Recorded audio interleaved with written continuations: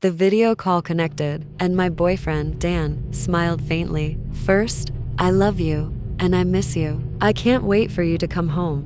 "I love you too," I replied, leaning closer to the screen. "But, where are you?" "I'm in the attic," Dan said, his voice tinged with curiosity. "I was putting my archery stuff away when I found something really weird." Dan had recently bought an old house in Houston, nestled in a quiet neighborhood I hoped would one day be ours. After 3 years together, I couldn't help but dream of him proposing after my graduation this spring. "Look at this," he said, pulling a dusty, ornately carved chest into the light. Its surface shimmered faintly, covered in what looked like Arabic inscriptions. "Wow," I murmured, leaning closer. Dan opened the chest and began removing items one by one. First, a triangular amulet made of tarnished silver, covered in similar markings. Then, a small wooden box containing fragments of paper and bits of what looked like burned wood. He sniffed it.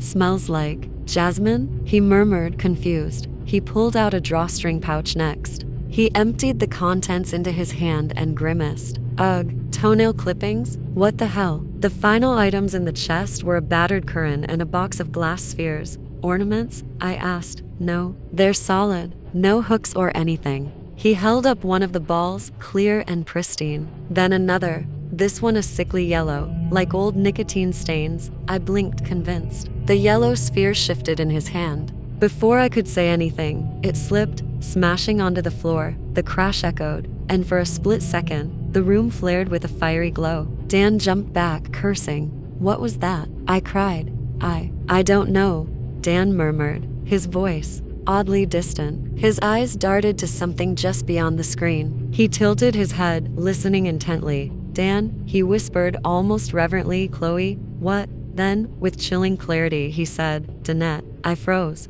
Danette was his mother's name. Dan's expression blanked. He stared at me for a beat, then muttered, "I have to go." Before I could respond, the screen went black. I tried calling him back, but he didn't answer. Hours passed. My texts went unread. By morning, I finally got through to him. His voice was heavy and distracted. "I'm busy right now. Are you okay?" "Yeah," he said curtly before hanging up. The next day, silence. I called his sister, desperate for answers. She promised to check on him and called me back an hour later. "Chloe, I saw him," she said, her voice guarded. "But he looked rough." "Have you guys been fighting?" "No." "What do you mean, rough?" "He was just weird. When I told him you were worried, he just stared at me, like he didn't even recognize me." "What?" I gasped. "He was fine yesterday. We were making Christmas break plans. Well, I don't know what's going on, but it's like he's not even Dan anymore." Her words gnawed at me. Finals week was a blur of anxiety. Something was wrong. My thoughts kept circling back to that chest, to the strange objects inside. My grandmother had been from Bangladesh and a devout Muslim. Though my family didn't practice, I'd taken a course on Islamic traditions last semester. I decided to visit my professor, Dr. Hayter, for advice. "Chloe, what a pleasant surprise," she greeted warmly. Her smile faded as I recounted the video call and the strange events. When I described the markings and the amulet, her face darkened. She retrieved a book, flipping through its pages. "Did it look like this?" "Yes," I said. "What is it?" "In Islam, there are 3 sapient creations of Allah: angels, humans, and jinn. What you've described. These objects were tools used by sorcerers to bind jinn to their will. Sometimes they'd trap them in glass spheres." "A jinn?" I asked, incredulous. "You mean like a genie?" Her expression turned grave. "This isn't a fairy tale, Chloe. The Quran warns of those who meddle with dark forces. If..." Dan repeated his mother's name. "It's possible something is targeting him. A magician needs 3 things to bind a jinn to a person: their name, their mother's name, and a trace hair, nail clippings." I shivered, remembering the drawstring bag.